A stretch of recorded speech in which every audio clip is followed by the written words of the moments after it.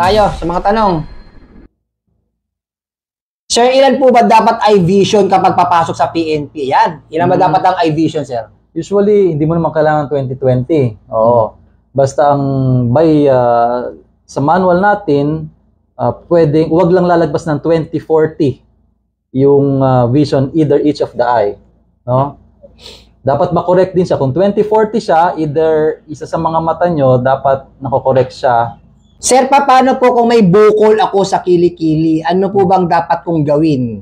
Pero baka po nasa lahi namin kasi yung nanay ko at mga ate ko, meron din po sila bukol sa kilikili.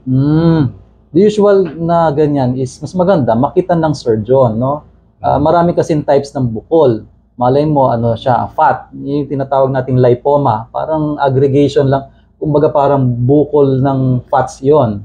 Na pwede naman tanggalin through operation, and again, i-consider natin yung recuperation period prior to the examination. Okay. Tatanggal na yung tattoo, DQ na po ba, sir?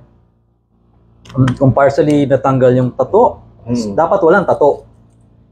At any size, at any dapat papasok ka sa PNP, walang tattoo. Supposed to be dapat kahit anong size. Sir, pag mayroong PCOS, ito yung varicose veins. Hindi. Polycystic ovarian syndrome. So, hormonal siya. Pag may PCOS po, sir, pwede po ba ma-DQ pag may PCOS? Usually sa OB yan, and mas maganda ma-work up muna siya. Kasi ang purpose, masabi ko lang, Master Mau, ha? Ang purpose ng PNP, PE manual, yung guidelines niya, is for the applicants to have, dapat medically qualified sila, no? Free from contagious disease, no? Tapos free from any medical or physical defects, o tapos adaptability sa environment, sa kanilang training, matapos nila yung training na okay, na medically cleared sila, and para magampanan nila yung role nila as a police in duty. Yeah. Sir, regarding po sa mga bumagsak ng neuro, ano pong next step na gawin? Ito pong sa neuro, ano po to, 6 months. 6 months po kayo magpapahinga bago kayo mag-apply. Sa PNP po kailangan kung nag-fail po kayo ng, nag-fail kayo ng January, bilang po kayo ng 6 months para mag-apply po ulit sa PNP. Yun po yun. Ito naman, sir, pwede po ba yung may malaking nunal sa mukha? Sir, kasi meron talaga ng mga malaking nunal, sir, di ba? Pwede naman, wala namang kung malaking-malaki, syempre dapat naman, sir, di ba? Opera ba yun, sir? Malaking nunal.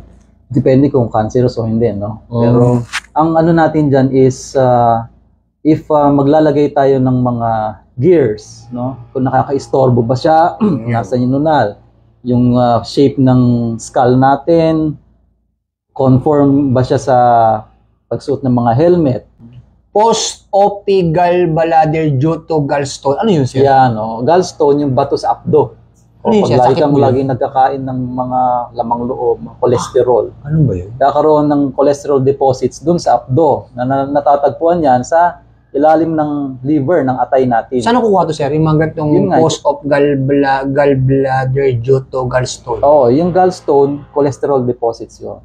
Saan kalimitan siya Sa diet, no? Usually cholesterol, ganyan, biles, mga salts, ganyan. Oo. So, meron kasi yung tinatawag tayong laparoscopic cholecystectomy. Yan yung mas mabilis na way, no? Mostly 6 months na allow siya through our PE manual. Pero yung isa, yung open cholecystectomy, yung open surgery, no? Gumamit siya ng minuksan. Yung abdomen, usually, ang nakalagay sa PE manual is 1 year. Paano po pag tabingi yung balikat pero slight lang naman? Wala naman pong naramdaman na kakaiba? Usually, ang mga ganyan sa aking suspetsa yung mga scoliosis, no, sa likod. May time kasi na pinapayuko yung pasyente, and makikita mo yung curvature ng spine, no?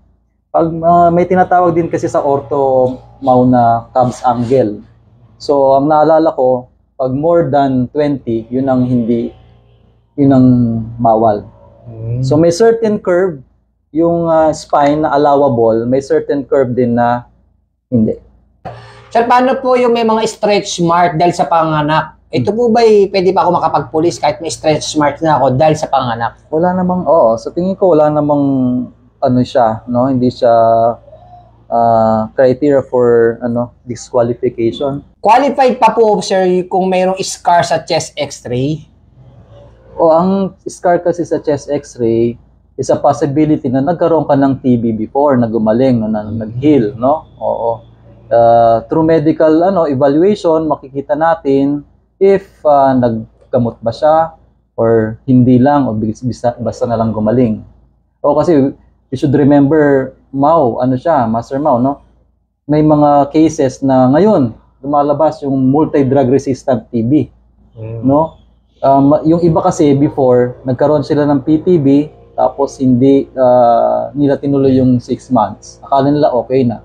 Tapos ngayon, mas matapang ngayon yung gamot na kailangan nila and mas mahabang gamutan. Yan. Yun ang problema. Sir, any kind of HEPA, disqualified na ba, sir, pag nagkaroon ng any kind of HEPA? HEPA B, HEPA C, carrier state.